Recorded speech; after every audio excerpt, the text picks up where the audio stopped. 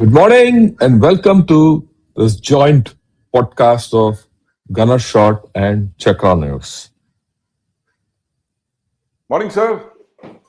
Hi, morning Sandeep. How are you? How are you on this Saturday morning and a weekend program? Take Look, it on. looking at the crystal ball, sir, and like I said, it's a T20 of cricket matches, and we have a packed schedule ahead of us in the next couple of days. We have, of course, got that India-US trade deal, the framework that's been announced, looking at the visit of President Emmanuel Macron of France, 2-day visit, and of course that monster deal for the Rafale 114, Rafale, the biggest deal in our history. We'll talk about that. And of course, the engagement with the global south. President Lula of Brazil is coming here. So that's our BRICS commitment. And of course, we have some excitement in the neighborhood. Tariq Rahman is most likely the Prime Minister of Bangladesh. What does this mean for India?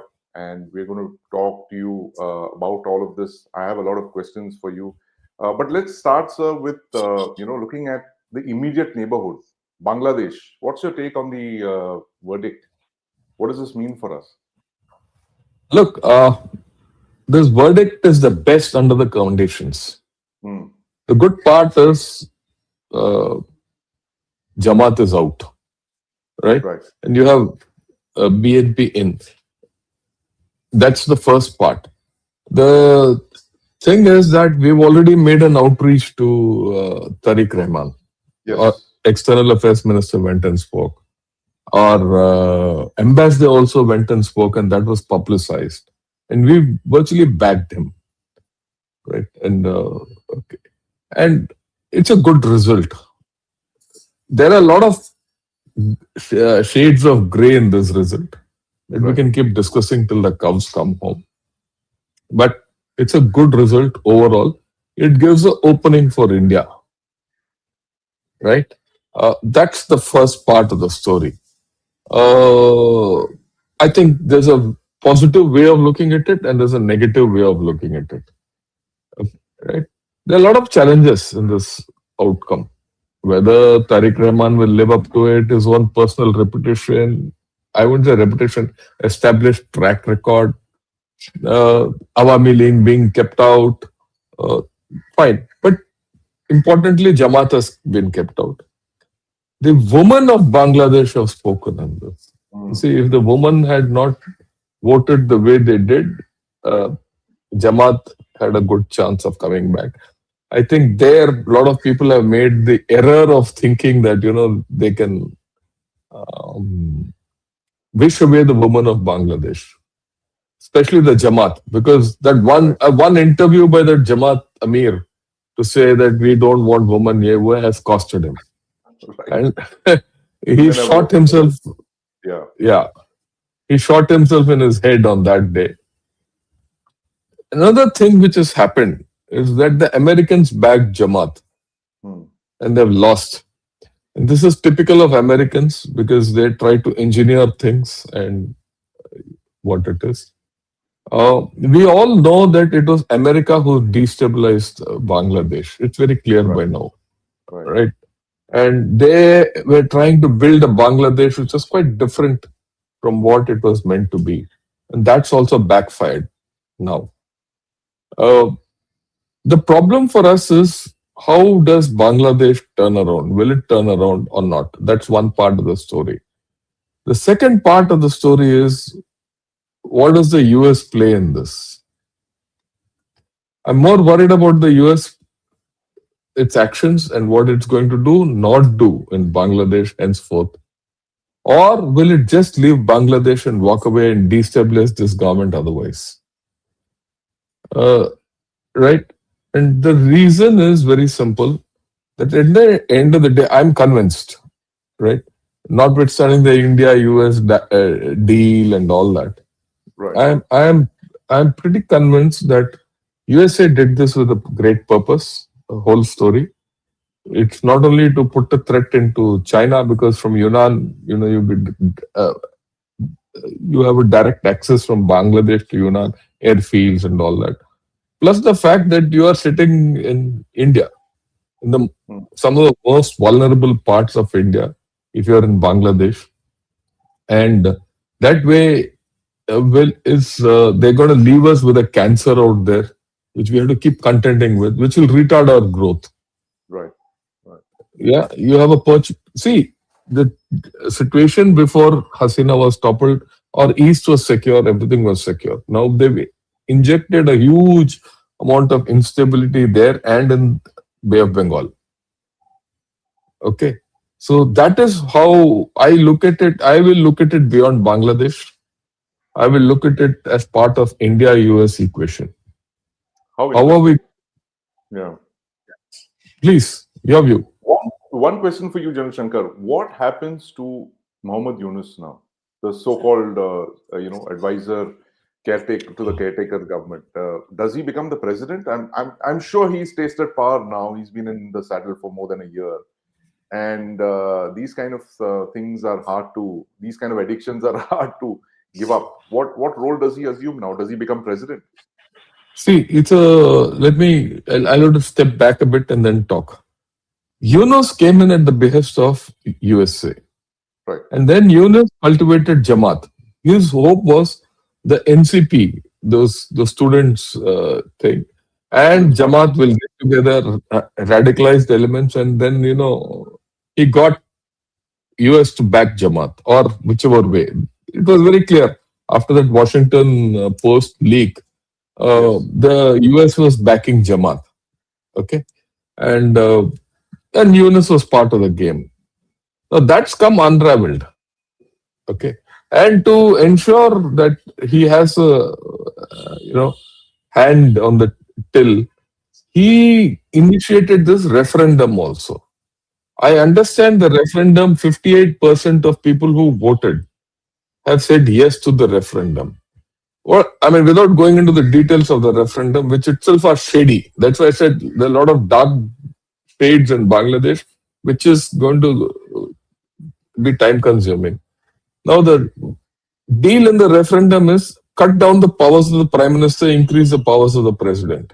Right. And he was hoping that Jamaat comes in, then he becomes the president and all that. He becomes an executive Right? president rather than a Yeah, figurehead. executive. Rather than a figurehead. Right? And then he can rule in perpetuity. But the thing is, this referendum was not final because the government which came up had to take the call. And okay. But with Tariq Rahman having got a brute majority, virtually 209, 210 seats out of 300 is 70%, right? With 70% majority, he can just throw that referendum out. Hmm. He will throw that referendum out on 2, 3 counts. And no one will be able to talk. Even the people will not talk. One, that the voter turnout was low. And out of that voter turnout, which was low, only 58% say yes. Right. So he might say, no, I don't agree with this, or he might water it down.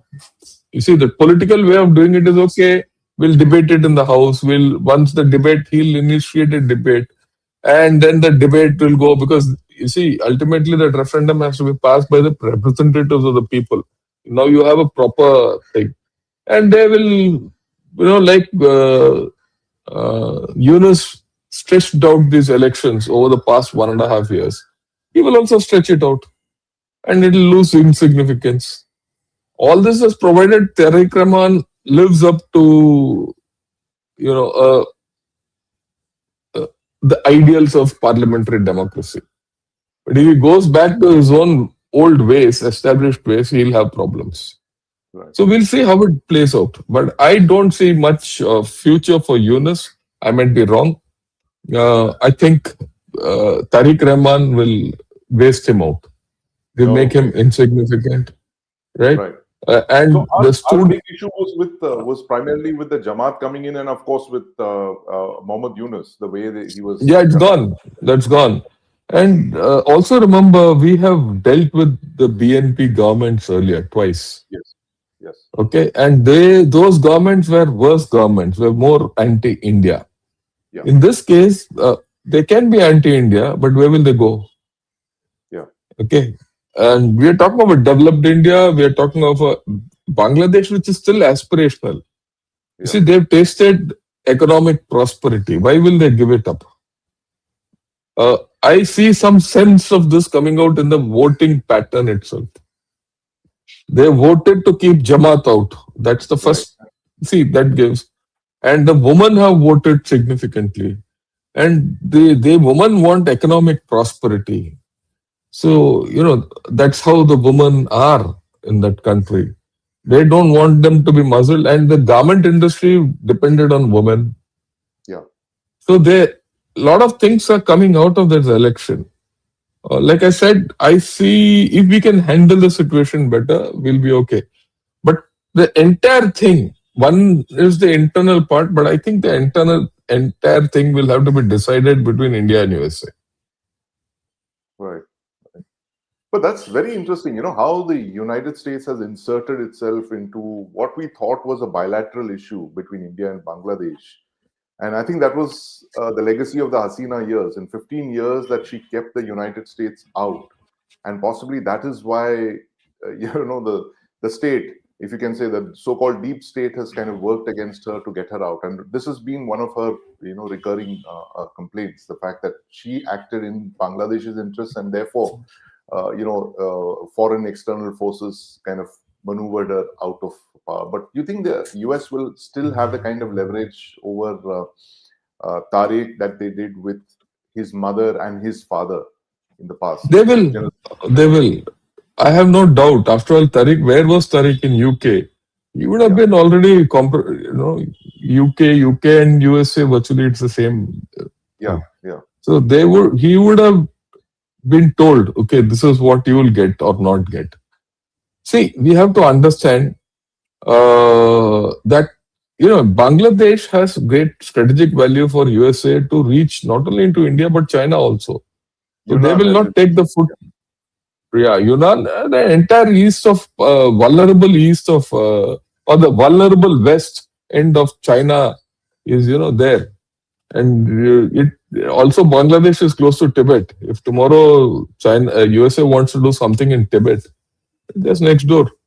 Okay, so there is the strategic value of Bangladesh for USA should not be underestimated ever. It has come into, or it will remain. Okay, they want to keep a check on you also. Don't have doubts about it. You see, the thing is this: when our Prime Minister met Mr. Trump last year, okay, and he said, someone asked him, "What about Bangladesh?" And he said, "I'll leave it to the Prime Minister."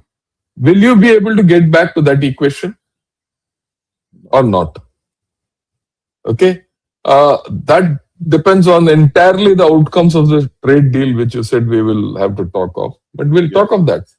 So I think Bangladesh will not be decided. Bangladesh, that match is being played on 3-4 different pitches. Right. One is the Bangladesh pitch, one is the India-US pitch, right? Yeah. And India-Bangladesh. Bangladesh, within Bangladesh, what are the dynamics? India-US, what are the dynamics? India-Bangladesh, what are the dynamics? And I think you'll see a marginalization of China and Pakistan in this process. Right. So it's just the three countries then. It's India, Bangladesh, yeah. and I'll tell you why Pakistan will get marginalized. You see, at the end of the day, Ziaur Rahman was anti-Pakistan.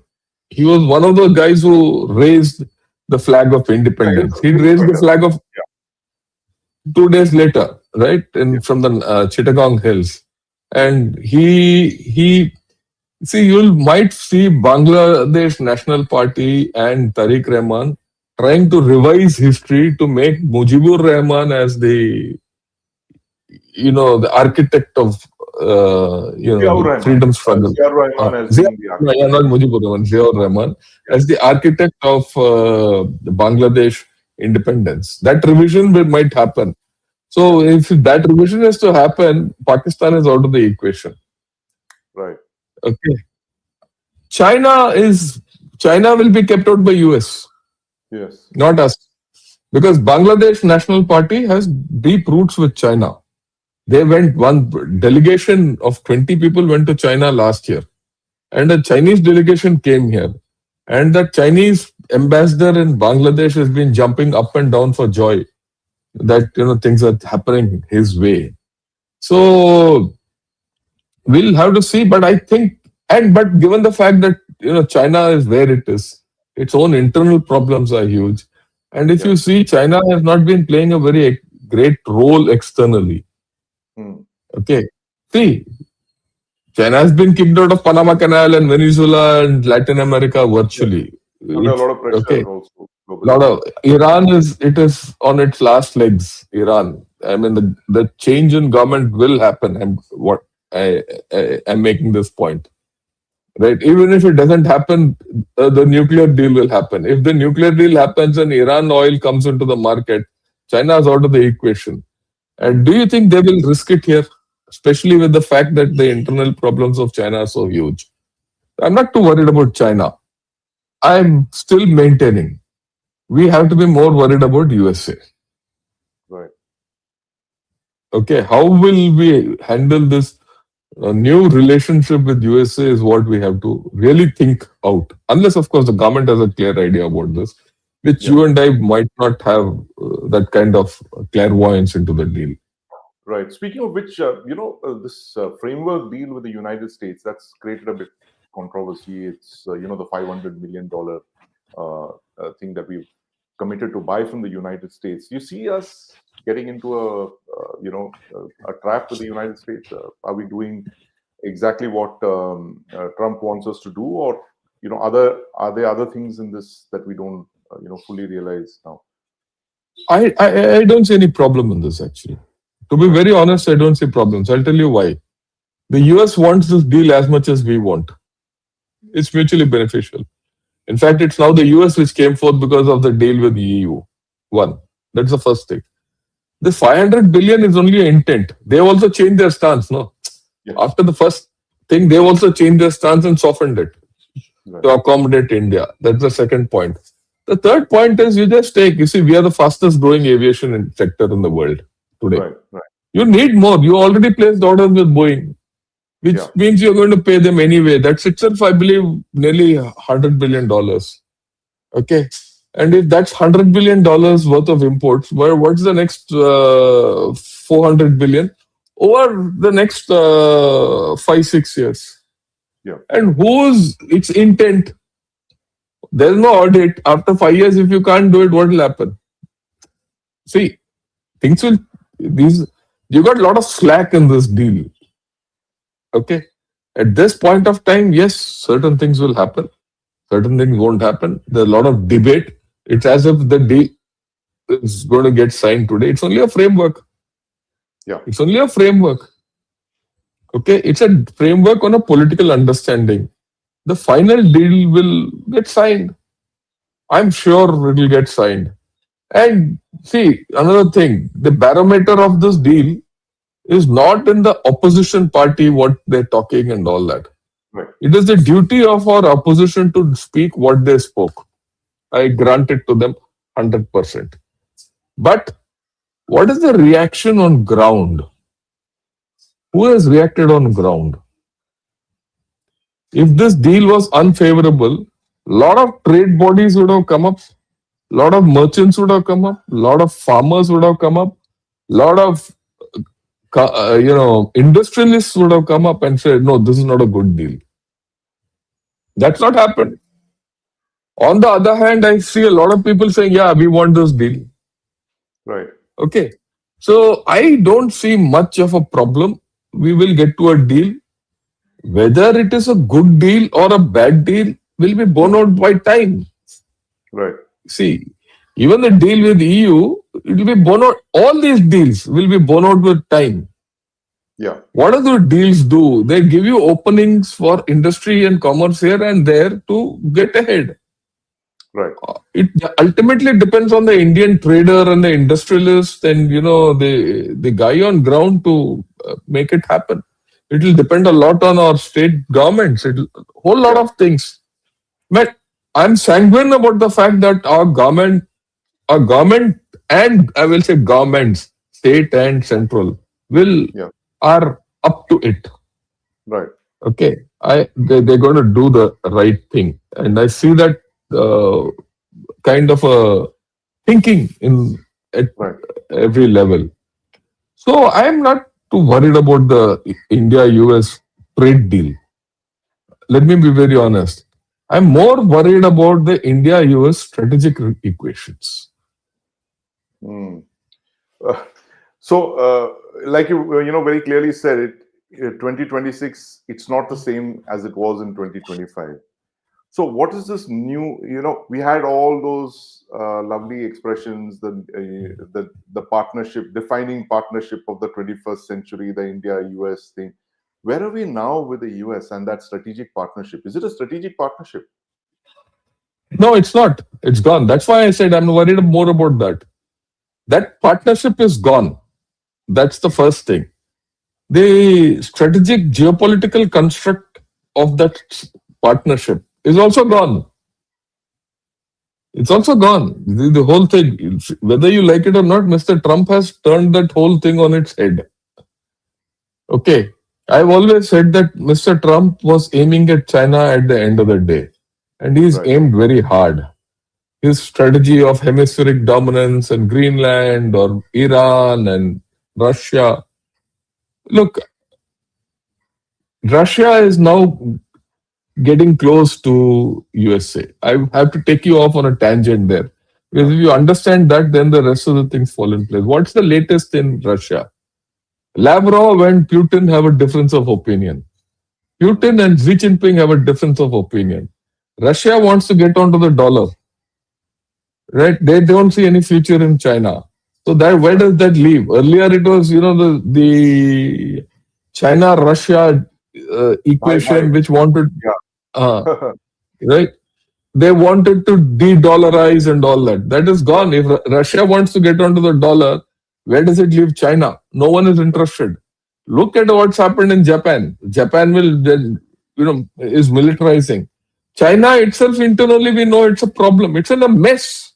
Hmm. It might have a huge manufacturing capability, but it's in a political mess internally. Okay, the Military people are. leadership is in disarray as well with It's all not only the. military. See, that's the thing. People think it's military leadership. Sorry, Hmm. the military leadership has vanished. First, the second thing is the military and the politics of China are not inseparable.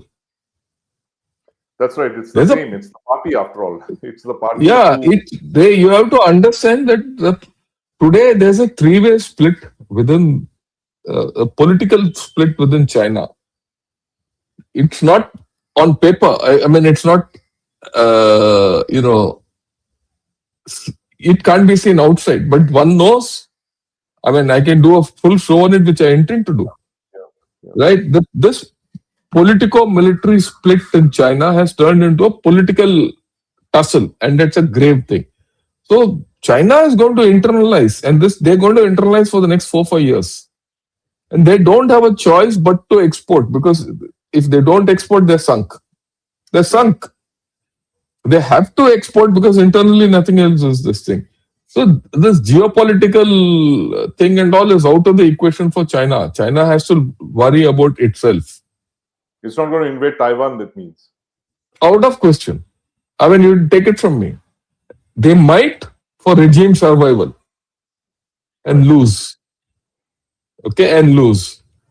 But then China, the logic of going to war is funny. They might go to war to lose so that they get political stability.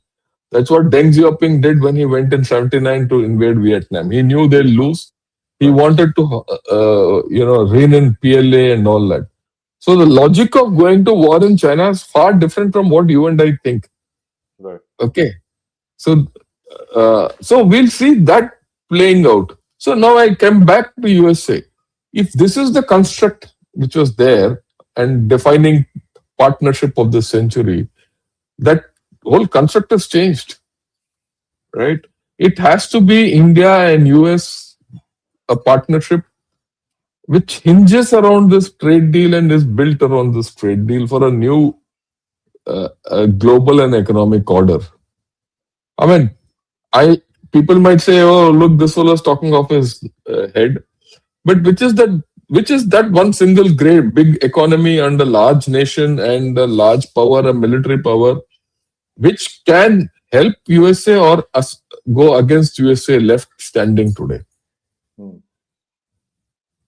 Okay, the thing will change. You'll see this change happening. This see more than I. I think the American establishment understands this better. There is one American establishment of the old school who feels China is still the thing. And Mr. Trump has gone against China hammer and tongs with his military. Yeah. People said military power is no more, it is economic power. He's turned the tables. You have to understand this big mega shift, right? And energy. So we have a choice now how to take this partnership forward. Right. It's going to be difficult because we don't want to fall in line with USA.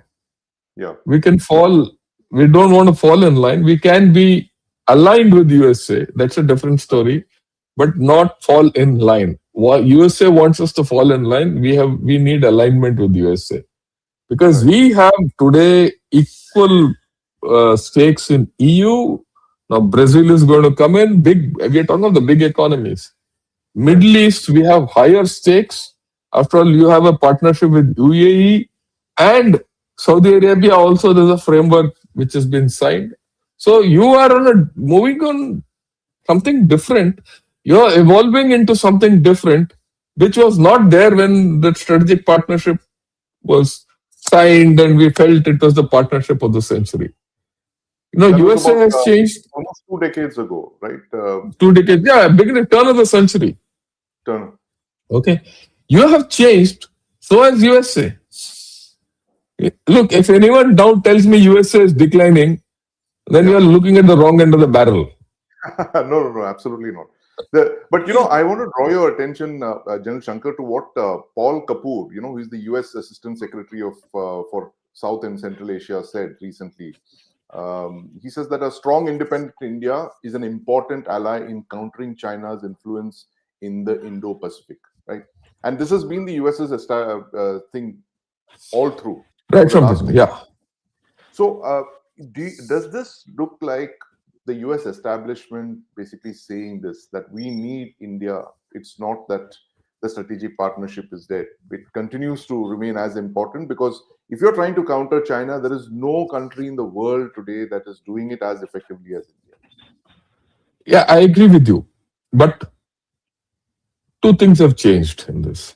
One, Japan is remilitarizing. Yeah. Japan is a proper ally of USA. Yeah. Right? So, already. Yeah.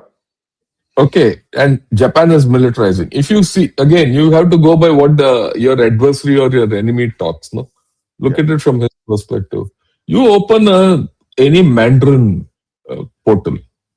Yeah, 50% of the news is devoted to Japan. Right. Okay, it's devoted to Japan. Yeah. The few articles which come out of India about India are very clear that they feel India is their long-term threat. China, I'm talking of China. Right. Given this fact, I think USA has to rebalance towards India and Japan. Right? And to that extent, India and USA have to find new ground. One. Number two, there's a realization, it's coming out very clearly, that Indo-Pacific is okay. India in Pacific is not much. We have some equities there. We have already done a deal with Philippines. Indonesia is in there. Japan-India relations are very good. Taiwan-India relations are very good. But that has got limitations, military limitations there, but not in Indian Ocean. Please understand, people don't understand this much. You have India jutting into half the Indian Ocean. Yeah. You established a base at Minicoy.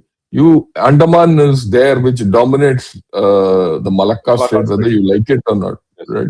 Or anyone. Yeah. And no one can go and come and control it there except India. You got a port at Dukum, Oman, from where you Oman. can operate, Yeah. right? Then you have this Agaliga Island in Seychelles, not Seychelles, Mauritius, Mauritius. right? That yeah, that's east of Madagascar.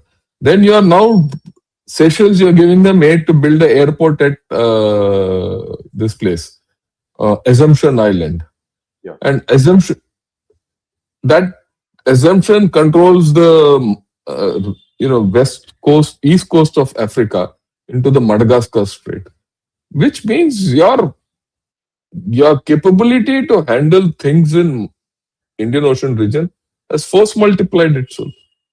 Right. You got a major player in Indian Ocean region today. China is no player. I mean, I don't agree with this. No, we can talk about China, their ships coming, But one the odd base, stupid ship will. despite the base But in you are a Djibouti, major presence with what you have. yeah, Even USA doesn't have that capability. it Okay. does have Diego Garcia. I mean, that's a very big But base that's for them. too far. Even now, for their actions against Iran, what's good? What's the good of Diego Garcia? And for Bombers, they can anything to change bombers from there. I think their long range assets can operate from there. no, The no, B-1. can be there. I'm not saying no to that. Yeah. There's deployability, but in terms of spread, number of bases, India. In terms of equidistance of any part of the Indian Ocean rim, India. Right. Plus, don't forget, we still have those basic agreements, Yeah. government to government DMOAs, agreements, yes. BECA, all of those. Yes. all those. They are foundational agreements. They are not runaway. And still, you, Pete Hegseth and Mr. Rajnath Singh signed on that framework defense treaty for the next 10 years. Right. They extended it for That's another not 10. gone anywhere. Okay? That's not gone anywhere. The sheet tanker, I've always maintained the foundation of India-US partnership is defense. Whether it's defense buying acquisitions or agreements or joint operations. When all our trade deals and everything was on the rocks, you continued with air-to-air cooperation, land-to-land cooperation. Our battalion went to Alaska and trained, right? And Malabar again is on shortly. And we're going to have an international fleet review, I think, shortly, Yes. this month, Next week. later, Next week. next week. Okay. So all this is happening. Okay. Right. But will this lead to a strategic partnership? Again, the way it was is one. Second, what are the contours of the strategic partnership we have to redefine? Because China has changed, Russia has changed. If Russia gets onto the dollar system, just think, if the Russia gets onto the dollar system, you can start getting oil from Russia, isn't it? All over again. So that's gone. That ban and all that is gone. If Iran, there's a change of equation, you can get oil from Iran again. So equations are changing. So in this changed equation between India and US, there will be places where you need a lot of cooperation. There might be a lot of places where we are at odds with US. Yeah. So our equation, we have to be clear about our equation. That's what I said. I'm not worried about the trade deal. I'm Right. more I see where does this new partnership land itself. You have to find a new flow for this partnership. And what are you going to do? What is this? What are your part in the new global order? Okay. And would you like to now join the board of peace? Right. The Board of Peace, of course. Yeah. I mean, look, just because Pakistan has joined the board of peace means nothing. Where is Pakistan? He's gone to lick that guy's, MBS boot to pay off MBZ. Okay. Pakistan is no player in this whole deal. He's an irritant, he's a nuisance. We have to understand that. And we'll handle it. But the fact is, what is your equation with the USA from here and forth? There are change in the global order, not driven by vague items, but what is actually physically happening. the realignment of Russia and USA, the isolation of China, your emergence, Yeah. okay, US emergence again, re-emergence of US, things are changing. So this change demands that we think differently. EU, your equities with EU are going to go up multifold. Because one thing I'm sure, EU USA relationships have changed permanently Right. Thanks to Trump. thanks to Trump. EU is now very conscious of the fact that, well, we will have our equations with USA because of NATO, Shato, and all that. But we are going to be independent of EU, China, and USA for many things. So if that is a huge block which is going to come and you're aligned with the EU, so you are also not fully dependent on US like earlier. Okay. So that's why I said our status has changed. Everyone's status has changed. You have to find a new floor. How and so far, let me be honest about it. I don't find many people thinking on these lines. I might be the only guy who's thinking, or maybe others, but I don't find many people thinking on the larger issue which is staring in front of us. And how do you handle a Bangladesh? How do you handle USA, which has now firmly put its foot into Pakistan and Bangladesh, which is against your interests? Right. So this dichotomy is ours to solve. Yes. And have a strategic talk with USA. Is So, Mr. Jaishankar and Mr. Rajnath Singh and Mr. Modi thinking on these lines along with Ajit Doval? Yeah. Speaking of which, the EU, the largest economy in the EU, France, Macron is France. next week, and we are giving him the mother of all defense deals. It's one of the largest deals in the world. Uh, I'm sure Trump will have a lot to tweet about that on Truth Social when he sees the numbers. But beyond just that, are we committing ourselves to a strategic partnership with France in this? We're investing a lot of money in this deal. It's a lot of money. It used to be, I was looking at the numbers, $45 billion is what the Indian defense budget was about a decade ago, a little over a decade ago, out in the 2010s, 12s or so. That's a lot of money we are putting in for a single platform. What's your take on this, Jan Shankar? Look, this is 10 years too late. Right. This should have happened 10 years back, 2016. 2016, 2014, when we went in, when Prime Minister Modi went in for 36 Rafales and did the deal. You should have done the deal for 114 then. Right. Okay.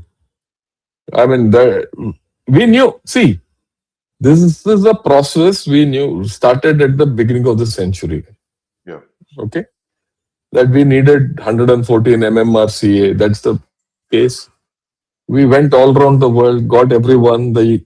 Everyone came. We did the trials, everything. The trials itself took 4 years, and finally decided between Rafale and Typhoon. These are the Eurofighter, Typhoon, and Rafale. We should choose one, and we chose Rafale. So to that extent, this is continuation of a thought process of the Air Force, the government of India, and this across governments, not BJP government, Congress, BJP, everyone. There's clarity. And I can vouch for it. I mean, let me know, I can vouch for this clarity of thought because I've had a lot of interaction with Mr. Manohar Parrikar on this. Right. Okay, this is a time when, I was having deep interaction with him for the M777 case. Rafale was a parallel case. And he used to tell me, I wish we had the clarity of thought and procedure and everything the way I have on M777 case. Like, right? He was troubled. When I wouldn't say troubled, he used to think a lot about this case. And so whenever I went, he was happy. Deal, cut, get out, chalo, do the right thing, carry on, and I'll back you. At that time. Yeah, I was DGRT at that time. Right. These are the two big cases we were dealing with. Yeah. Okay.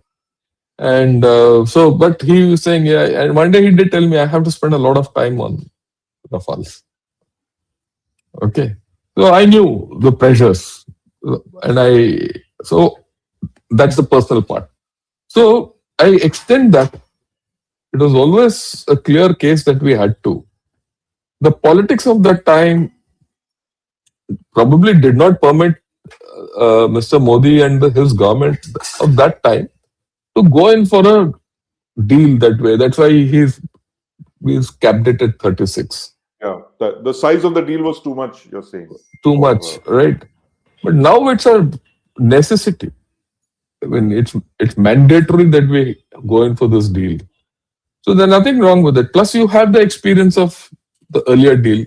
Then you have ordered Rafale M, that Mariner version. Already, that's an order. That's all. You're gonna get You're gonna get the first deliveries. Next year. Yeah. 27. Yeah, 2 years. I mean, next year. Yeah, you'll start thing. So it's only logical that you go in for this. You have one kind of aircraft. Yeah. Okay, and you want to upgrade it. Who's stopping you from upgrading? And I am very sure that our Air Force is competent enough to have told the new Rafales which will come with better specs. And the terms and conditions are also different, that you're going to have that Rafale in India made in some manner and all that. And I want to go a little technical, leave France out of it. Let me put it. Okay, initially only maybe even 30% is India, the rest 70% comes from abroad. I'm okay with it. Over a period of time, it will change. What happened when Marutis came? I always quote the Maruti model. Yeah. Maruti came as a complete knockdown kit from Japan initially, 84, if you go back in time. And those days that car was some 50,000. Right? So then it came as a semi-knockdown kit. Then the thing expanded. Today, Maruti, everything is produced in Delhi. Yeah. It's not Maruti, it's Suzuki. Okay, so, and Japan. So things will change. Yeah, they're starting a second production line. That's what we hear. Yeah. That they are set up a separate production line from HAL in the private sector, possibly with Tata and Dassault in Nagpur. Wherever, yeah, that's already there. Yeah. You see that's the old Dassault Ambani kind of a thing, no? Yeah. Reliance, Reliance, right? Aerospace So DRAL it was. Dassault Reliance, yeah. So that is going to change, and you already have, and they will handle it, right? So that is the thing. So it's logical that we go there. It's also logical that we go back to USA for our strategic lift aircraft, which are doing the P-81 Orion and all that. Yeah. Plus you have Glowmasters, you have Chinooks, you have Apaches. So you have enough to keep the US in play. You also have enough to keep Russia in play. You see the AN-32, AN-12s, that replacement you have not got now. Yeah. You only got 40, so you will get that. We've already done a deal with Embraer for Embraer to be made here. So that will come in. Okay. So I see a lot of activity here happening in the next decade, which will sustain and take India to a different level altogether. And US is also from the past. How is this new phase of purchases? How is it different from the past? We've always done because it's rooted in India. No, it's rooted in India. Please understand, it's rooted in India. I've given you the Maruti model or the Suzuki model, call it what you want. I'll give you the M777 model. That's a model which I see people are adopting. Yeah. I mean, they might not ascribe it. You see, when we went in for that M777, everyone said, why, it's a bought out gun and all. I said, no, it's going to be done here. It's going to be assembled. So what if? Let it be assembled here. You don't have the capability to make it. Okay, if you want to make it, it'll take you another 20 years. So you assemble it. Your other guns are being made, let it be made. Right? We assemble it. Then the only thing which I told, let me put it, I told the Americans, You make everything here, but I want parts from India. Hmm. So I forced them to buy parts from India. All parts were made in India with their designs, their standards, everything.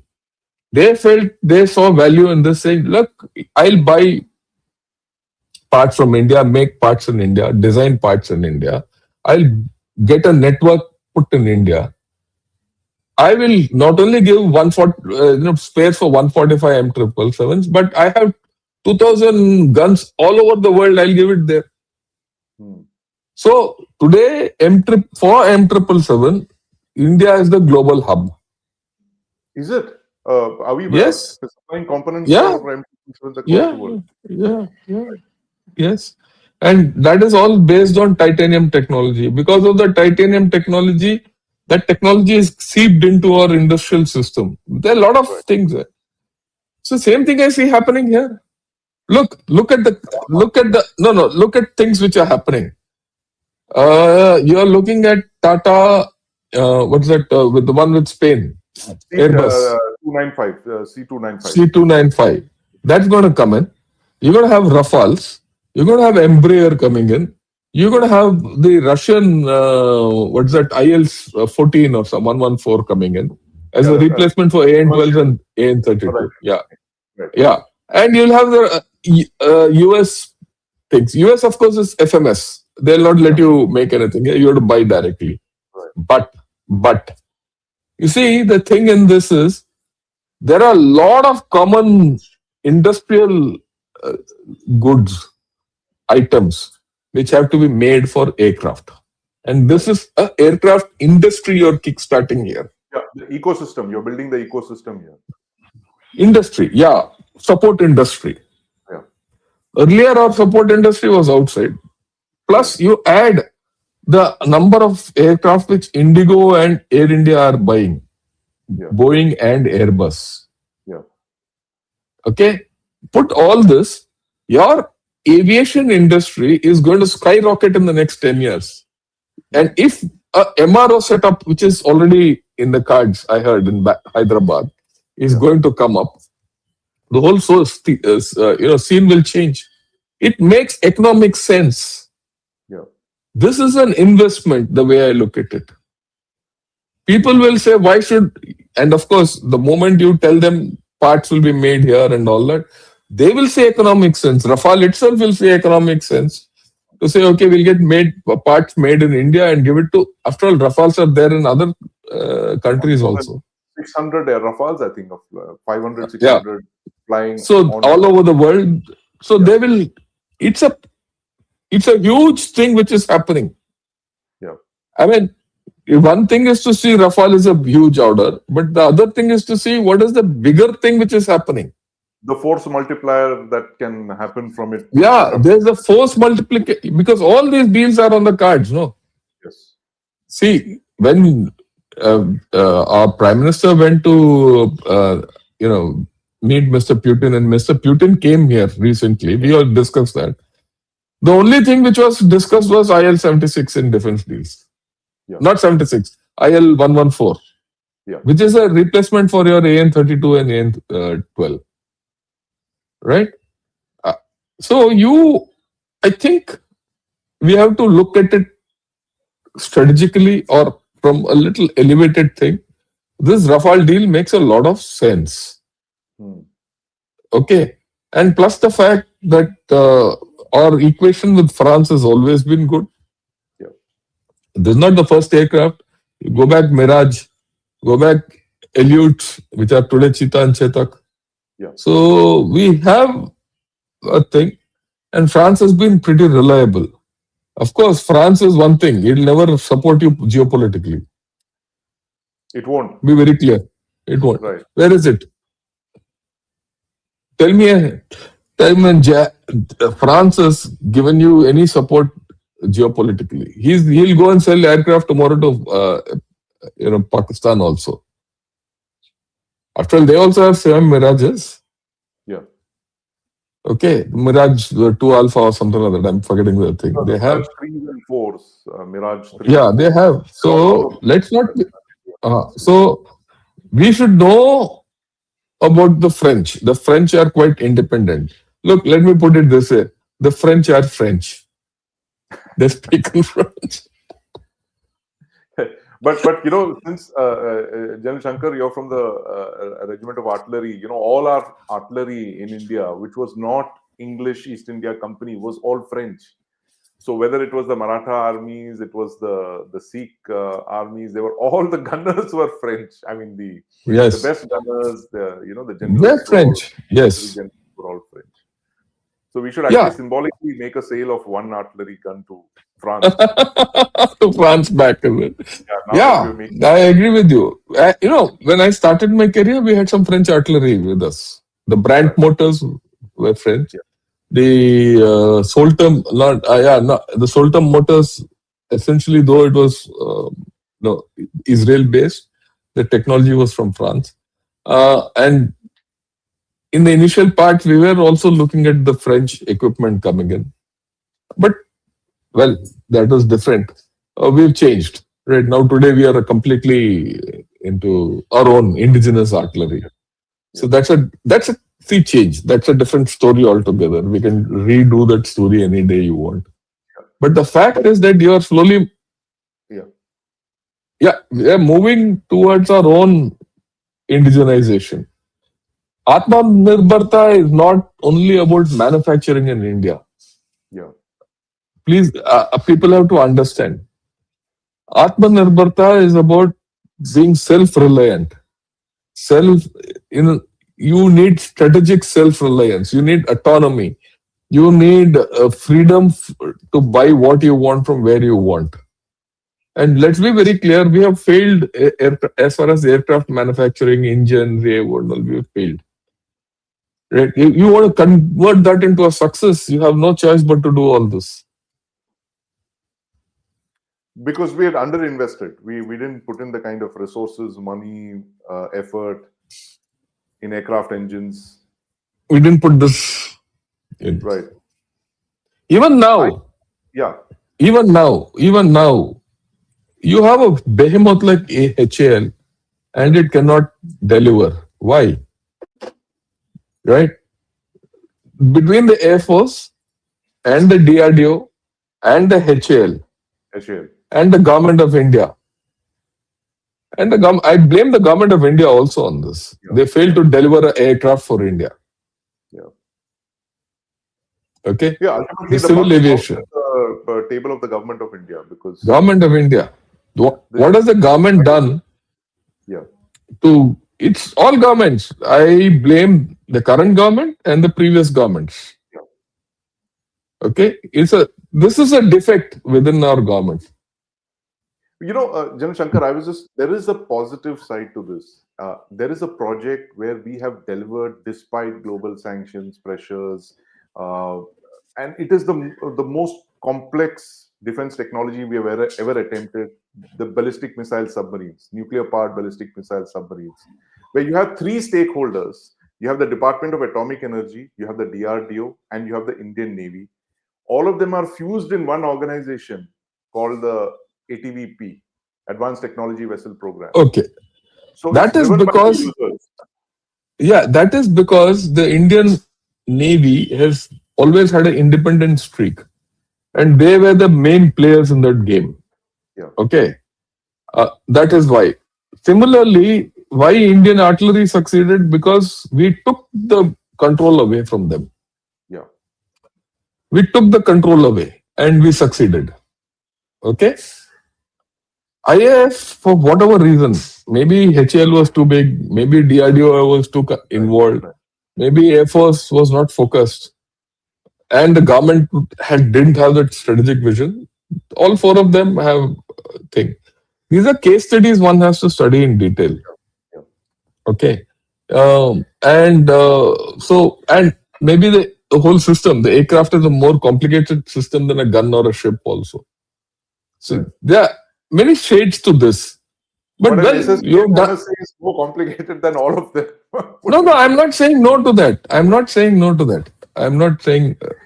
the fact is that today, do you want to restart that whole story or move ahead? Maybe this is the best way to move ahead. Right. See, if we don't strategize what we are doing today, we'll still go back to the same old problem. We have to strategize this to convert this into Atmanirbharta. Right. I'm not, we have to strategize and don't depend on France or USA. And all. Again, if IAF, if the private industry are coming into it, if HAL, if government don't sit on one table and talk and say, Yes. look, this is what we have to do, and this is the pie which we have, let's cut it General Shankar, I must equitably. tell you this, that I spoke with one of the former DG ATVs of this project, and he told me 20 years ago, he went with the ATV model to the Indian Air Force, and he said, look, you guys are doing some amazing programs, fifth generation fighter aircraft, you're doing this MTA, medium transport aircraft program. Please take the template that we have built and replicate it, let the Air Force drive it. And he was met with, no, no, no, you don't tell us what to do. We know what we're doing. Well, All of these we'll, programs are failed. no, look, we'll leave that out. It's up to the Air Force to do it. It's up, Air Force gets an opportunity. Air Force had an opportunity long back. They made their own trainer, Marut and everything. So, but they let go. The I jet don't fighter. want to get involved with it. I don't want to Yeah. get involved with the thing that whether Air Force has been good at it or Navy has been better at it or Army has been useless at it. That is of no significance, right? The thing is, there's a case which they have to do. Yeah. Again, let me put it. I mean, I keep telling this. While Navy has done wonderful things, it has not indigenized many things. That it hasn't, of course.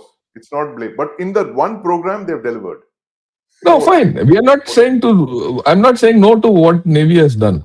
Okay,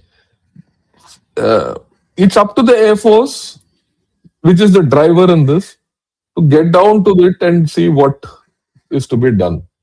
If they don't use this opportunity, on which we're going to spend a lot of money, right, and the future generations will suffer. That's the only That's a point I very have to make. important point. That's a very, very important point. That this is for the Indian Air Force now, that the nation is actually betting a lot of money on this program. On them, yeah. And And if they just want to fly, yes, okay, then we are flying into darkness. We have to do something beyond flying. Okay.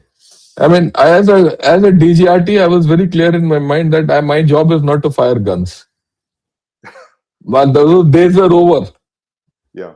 My job of firing guns were over the day I finished commanding an artillery division. Over. Yeah, and here Okay. for our viewers, I must tell you about two stories I did for India Today. The first story was 10 years after the Kargil War, that was 2009, where I basically drew up a list of all the programs that the Indian Army was looking at, artillery programs. All of them were imports. There were, I think, about six of them. There was eight towed, tracked, wheeled, howitzers, and all imported. And 7 years later, I met you, General Shankar, and the game had completely changed. In just 7 years, you had indigenized many. You had converted imports into buy and make. You had started out several programs. There were a few imports, but I think the bulk of these programs were actually being made in India. Made in They were India. assembled. They were, and today we have. I think artillery is the shining example of all the, buy and make programs, that we have more than one gun line in India. L&T is making guns. Bharat Forge is making guns. The Ordnance Factory, of course, is also making them. So that's a very big thing. How in a decade, how we transformed artillery. So it's not impossible. It's this is possible for a service to do, and we have the example of the Navy who's done it. We have the example of the Army that's done it, and I think now it's for the Air Force to drive this. Air Force to deliver. Yeah. Yeah, I think we've covered a whole lot of ground. Should we take some questions now? Absolutely. Okay.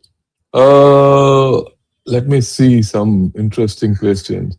Right. Before I go ahead further, I must tell everyone who's watching, Kindly do subscribe to Ganashot. Kindly do subscribe to Chakra News. I find the subscriptions are down, at least in Ganashot. I don't know what Sandeep has to say because these programs which are run, especially the weekend with Sandeep, are thoughtful Yeah. programs, right? We go into a lot of depth, and I would like you all to like it also. Okay. Okay. Sandeep, sir, what about NAMCA TED BF is relevant? Yeah, absolutely. TED-BF is the future. The naval AMCA is the future.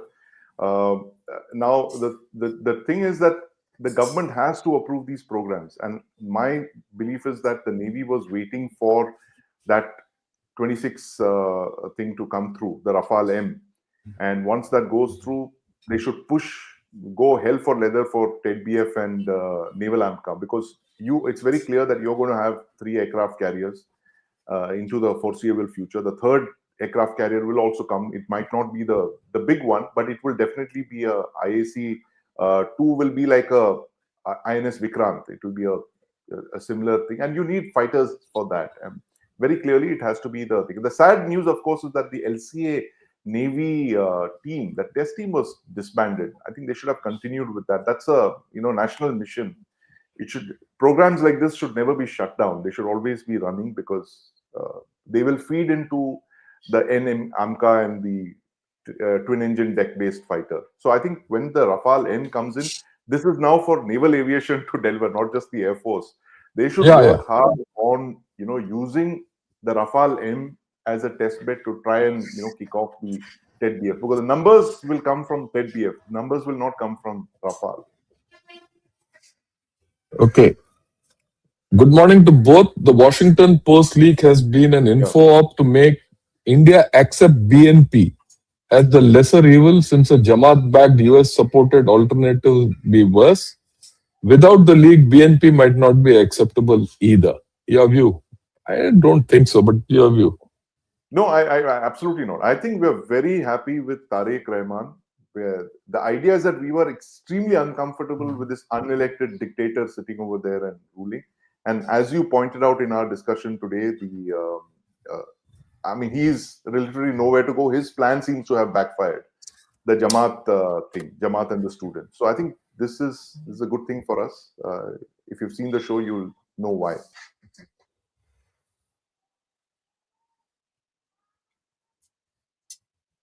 Yeah, I think we are expecting too much from a country that got independent 78 years ago. With that kind of population internal enemies, we have done well. There's no doubt about it. Well, absolutely, without a doubt. Yeah. Yeah. Yeah.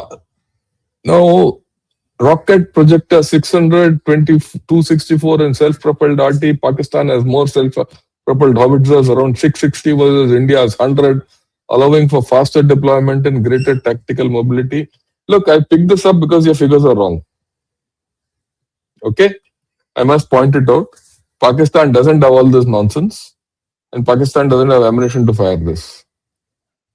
So don't come up with figures, and to scare people out here. So, kick the old can. I would suggest you kick your own can, not this thing. Your views on this, Sandeep? The numbers don't seem to match. I don't think they have 600. No, they don't have. No. They don't have. Yeah. Okay. The next case, if TASL is part of the Rafale deal, how can it still be part of AMCA? Won't their order book fill up? Same goes for L&T. They are in the SSB and NSB in development, so AMCA will be produced by Kalyani. Look, these are all... No, let me put it. These are all deals in the paper at this point of time. Yeah, that's right. Right. There will be very clear understandings who will do what and what is the capability of each doing what. And only then will they be given orders to execute all this. Okay. Give due credit to the government of India. It knows what it is doing. And ultimately, these chaps who have come forth, whether it's Kalyani or TSL or L&T, They have capabilities. Okay. They would have spoken. They would have had commitments for expansion of their capabilities. Right. The thing which worries me in all this is not their capability to produce. The thing which worries me in all this is their capability to carry forward research and You mean and R&D? produce Right. R&D, produce their own technology for the future. Right. That is the worry I have. Our Indian industry is not prone to uh, investment Hmm. into uh, R&D. They are not at all. Even now, they are not. I have intimate interaction with them. That's the problem. Okay. Now, let me take a few questions. Okay. Modi and BJP are pimping India out to USA for election funds. What is your take on internal security threat posed to India by such corrupt political parties? I'm taking this question with a reason. I want your views on this. For election, absolutely not. I don't think this is true by any standard. I mean, why? Yeah. Why? See, Gatri, I think you are, you have your own political ideology, right? And I don't think it's balanced. And I think you're against the government. I wouldn't like anyone to come and talk about my prime minister being pimping and all that. It's not good. It's not in good taste at all, right? I'm giving you a larger message to those of you who watch Good Gunner Shot and Chakra News. This is a channel where we discuss, first with civility and second with mutual respect. If you can't give it, forget it. We have faith in the government. The government means the ruling party and the opposition. They both form the government, whether we like it or not. This is a parliamentary democracy. Irrespective of how they treat each other, we treat them in the same breath. Absolutely. They might have their political views, but it is for the government to do certain things. It is for the opposition to raise certain things. And we respect both. That's how democracies go. And both of us here have that kind of ideas. We have transcended political ideologies long back. Okay? Please don't come and talk like this. Am I okay with this, Sandeep? Yeah, What I've absolutely. said? You're spot on, sir. Yeah. This is go. Please go elsewhere if you have such things to say. Yeah, you go. There are a lot of people who will entertain you. Okay? Okay. What is your view on the possibility that USA will use Jamaat to control BNP? As such, limit BNP's ability to keep Jamaat under a leash like Sheikh Hasina. That is not good for us. Do you think so? Do you think this can happen? It possibly that the Jamaat is a tool. It's a lever of power. I mean, it can never come on to power on its own, and it's a it is a useful instrument of mass distraction, and it will always be used to pressurize either Hasina or Tariq Rahman in this case. It is a Yeah, tool. No doubt about it. that's a tool. We'll see where it goes. That's all. Put all. Okay, then this is also again scurrilous, but I'll take it on. I want to deliver the larger message of this thing. These bloody so-called officers are fit for nothing. The only thing is they're good at taking perks and privileges. It doesn't happen that way, young man. Let me tell you this. Okay, there are people who have sweated, and all of us who have risen to high ranks have also been youngsters at one point of time. Doing patrols in Sikkim and Ladakh, and and doing long range patrols. I don't know if these days that's not in the game. Those days of poor communications, poor radio communications, wilderness, and ill-defined boundaries, ill-defined geographies.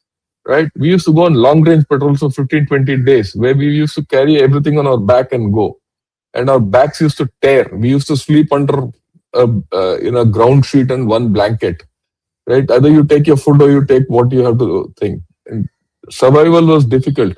We know what's this thing. Perks and all are later day things in life, which we have no value for. And this, I'm speaking as a community as a whole. Yeah, there will be the odd guy who's become bad. That's okay. but all of us have served this nation. We're not going to, let this nation down. Please understand, when you talk of a senior officer, the chap has served the nation. He's put his life on the line for the nation. Because today he's senior and he enjoys some perks which he richly deserves. Okay? Don't think that he's going to let this nation down. Okay. If that had been so, we wouldn't have won all the wars which we have fought militarily. Your views, Sandeep, on this? Absolutely, General Shankar. I must tell this young man over here who's. I was in Kashmir 3 decades ago, and I have seen the impossible odds that the army has faced over there. You have no idea what the army was fighting in Kashmir 3 decades ago. We look at one and two terrorists today. There are encounters. There, you were actually facing a proxy war of the kind that very few countries have faced. Where you had, I still remember General Shankar. At the risk of going on, this is Go at ahead, go ahead, go Badam ahead. Bagh. I think we were led into this room over there in 1996, 3 decades ago, where they had captured weapons from, I think, 89 to 97, 6 or 7 years. They had put all the weapons there. They said there was enough weaponry there to equip an infantry division. Those guys from the Afghan war, those Afghan war veterans, battle hardened guys who had fought the Soviets, were coming into JNK, and they were fighting uh, solid veterans of the Afghan war, and they were armed like regular infantry. Hundreds and thousands of these guys. And that is what the army has fought. And today, if we have got Jammu and Kashmir as part of India, it's thanks to officers like General Shankar and his colleagues who have held this country together. So, it's easy now. We're in this thing of high growth, 6%, 7%, and we are a ocean of, stability, an oasis. And it's easy to then pull, things. Oh, veterans are like that. They don't deserve their perks and privileges. But these perks, these freedoms that we have today are very well earned. They're hard fought freedoms. Don't take them for Yeah, granted. And that comes don't. through our security forces. Yeah, yeah, and they say, in the army, not in the army, it's all over the world. If you heard a bullet, noise of a bullet, it is not hitting you. Okay, and It's I've heard missed a you. lot of noises of it's missed you. And let me tell you, I've heard a lot of noises of bullets. Okay, and I've dodged that bullet which I didn't hear. Okay, okay. Now, if USA is not declining, why is it imposing tariffs on some of the poorest countries in the world? Well, the answer is simple. Since you asked me, I'm going to answer. US is in a unstable kind of a thing because of his debt and all that everyone knows. He's making it good, as simple as that. It's not declining. Has it declined? He is using his military to revive himself. There's always up and down in every country. Okay. So to say that whatever is happening in USA is going to be declination, forget it. You see, people were talking last year, USA is declining, the power is moving east and all. Power is Yes. moving east, it's gone back to the west. One. Number two, It's been a detour. It's gone. It's gone to the east via the west. It's gone to the west via the east. the east. Okay. Be very clear. We have to read the tea. Don't go by, what people narratives. Okay. Dollar is back in action. Yeah. Please remember, the de-dollarization is dead. In fact, I said this 2 years back when people were talking of de-dollar. It'll never happen. So be clear as to where you are and talk of this thing. And mercantilism has never gone out of society, in the international society. It is always there. Okay. Last question. If Japan and Germany complete their military sufficiency, that may be a threat to the world again. Your views? No, absolutely not. I think the Germany and Japan, militarized Germany and Japan, are not the militarized Germany and Japan of 100 years back. They are, the biggest problem both countries face. And every time I see this thing of rearmament and all of Germany and Japan, I think of the demographics. These are two of the oldest countries in the world. Japan is going to be practically extinct. They're going to have more old people than young people. And the same goes for Germany as well. They will probably have to get their fighting to be done by robots or something. I think Japan is headed that way. So they have a lot of They'll never untapped. be. Yeah, Yeah. they will never be a threat to world peace. This is more about defending themselves. They fear for themselves because Russia on one hand, China on the other. So I think that's what the thing is, and of course they are treaty allies with the United States, so which is forcing them to spend more on their defense. That's what we're looking at. No threat to the world. Okay. Oh, yeah. Good morning, sir. Would Tariq learn from the recent cricket drama or will it trust Pakistan again to Bangladesh detriment? Look, Sarab, I'll not take this question on today. Now, evening, we're going to have a discussion, a greater discussion in a panel of three. I'll take, you come back in the evening, I'll take this on in the evening. Last, Ashish, thanks a lot for your contribution. So grateful to you. We've done for the day, Sandeep, your last views, and then No, we'll close it. I think we have a very exciting, T20 match ahead of us, Jan Shankar, this coming week with Macron in town, with Lula as well. We didn't have enough time to talk about Brazil and what it's bringing to the table, but clearly it's a very, very big week for us. And of course, you have the AI summit that's on. The international fleet review is taking place as well. So there's a lot of high tempo activity that's taking place next week. And thanks for helping us make sense of it. I think the biggest takeaway for me was the fact that it is the India-US relationship that is more critical, and that is something that we have to look at very carefully. And that is where that framework deal, we need to talk about it in greater depth and detail, possibly on a day that we don't have so many things converging, or a week that we don't have so many. We need to come and look at the United States because, like you said, the India-US relationship is going to be the defining, I wouldn't say strategic partnership, it is going to be the defining partnership of the 21st century. We may have our I'll put it. differences. Yeah. No, I'll put it this way: the India-US relationship will be the defining relationship of the century. Absolutely. Yeah.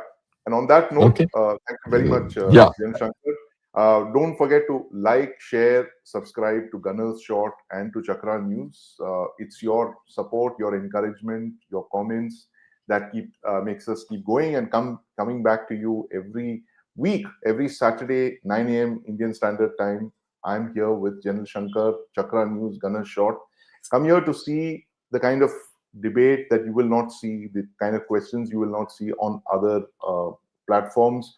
And of course, news breaks here first. I mean, I like to say this, this is not a breaking news forum, but at the same time, you will see a lot of threads. General Shankar has the ability to pick up these threads, which then turn into events a few months down the line.